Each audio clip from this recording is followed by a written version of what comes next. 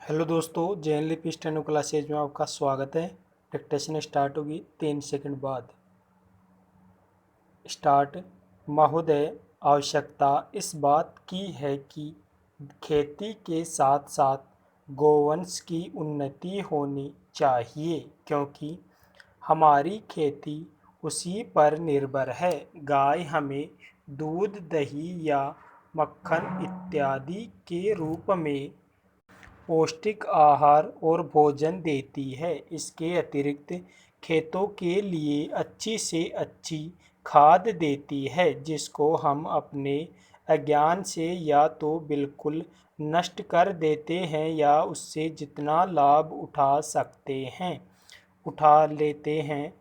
वह बछड़े देती है जो हल जोतते हैं और गाड़ियों को खींचते हैं। यहाँ तक कि मरने पर वह बहुमूल्य चमड़ा भी दे जाती है। और यदि अन्य वस्तुओं का भी ठीक उपयोग करे तो अन्य आवश्यक चीज़ें भी उसके मृत शरीर से हम पा सकते हैं। मेरा विश्वास है कि यदि हम गोपालन ठीक से करें तो एक बार फिर इस देश में दूध की नदियाँ बहने लग सकती है।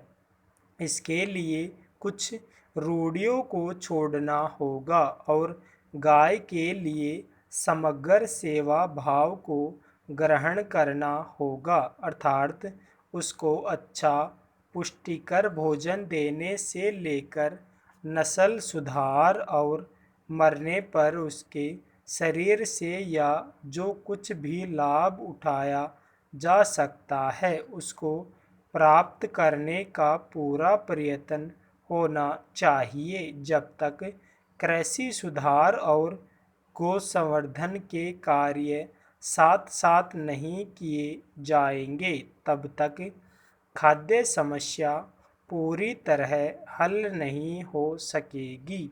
खाद्य पदार्थों में अन्न आवश्यक है, पर दूध, दही, घी, मक्खन इत्यादि अर्थात गोरस भी किसी रूप में कम आवश्यक नहीं। पेरा देश की कृषि अनुसंधानशालाओं को जो खेती और पशुओं की नस्ल सुधार आदि का काम बराबर कर रही है, उस काम के परिणामों का किसानों में पूरी तरह प्रचार करना चाहिए। तभी देश को इन वैज्ञानिक खोजों का पूरा लाभ मिल सकता है।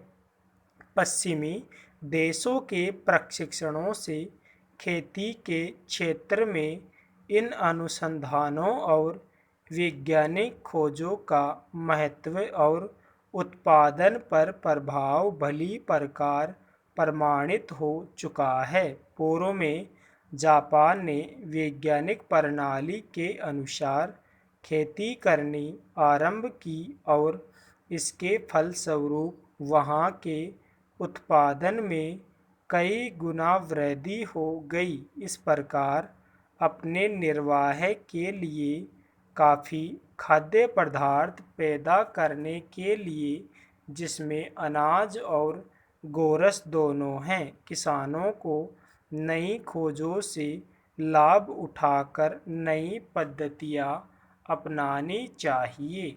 इस संबंध में आपके समाज का यह सुझाव कि किसानों को पूसा कृषि अनुसंधानशाला और राज्यों में स्थित अनुसंधानशालाओं में कुछ दिन रहने का अवसर दिया जाए, अत्यंत प्रशंसनीय है। मेरा विश्वास है कि किसानों और हमारे अनुसंधानकर्ताओं के बीच इस प्रकार के मेल जोल का फल बहुत ही लाभदायक होगा और इस प्रकार किसान लोग सभी वैज्ञानिक खोजों को समझ और देखभाल कर काम में ला सकते हैं। भारत कृषक समाज इन सभी खेती और किसान संबंधी कार्यों में बहुत कुछ कर सकता है।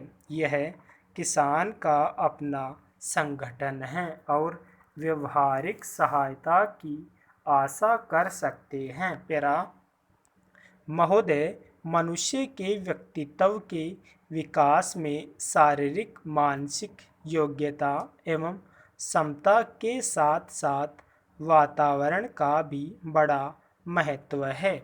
महादेवी वर्मा के व्यक्तित्व के प्रांत उनके जीवन की परिस्थितियों एवं वातावरण की छाप के साथ साथ वंश परंपरागत सरकारों का भी प्रभाव पड़ा। इनके बाबा उर्दू फारसी के विद्वान थे, पिताजी अंग्रेजी में एमए थे, नाना हिंदी संस्कृत के विद्वान होने के साथ साथ हिंदी और संस्कृत की पद्य रचना भी करते थे तथा माता आस्तिक साधन कला एवं संगीत में रुचि लेती थी।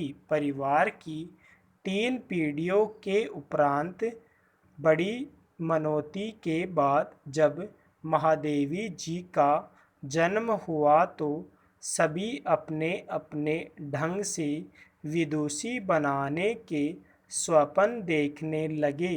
बाबा सूफियों का विश्वास करते थे पर कर्मकांड पर नहीं।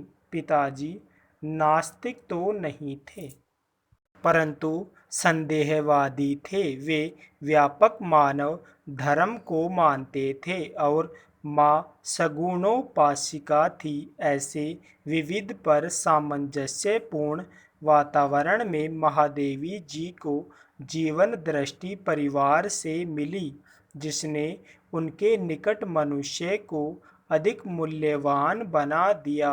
महादेवी वर्मा के जन्म का युग ऐसा था जब कन्या वध का प्रचलन समाज में था परंतु उनके घर में उनका जन्म बहुत शुभ मानकर उन्हें देवी रूप में स्वीकार किया गया।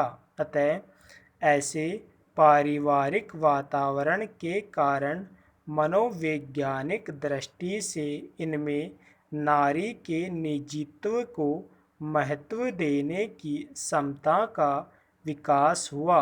उनके व्यक्तित्व में नारी के आत्मसम्मान एवं अहंकार ऐसा रूप विकसित हुआ कि उन्होंने अपने स्वत्व एवं निजीत्व की रक्षा के लिए सामाजिक मान्यताओं को भी ठुकरा दिया और नारी के आत्मसम्मान की रक्षा के लिए उनमें विद्रोहात्मक प्रवृत्ति भी जागृत हो गई।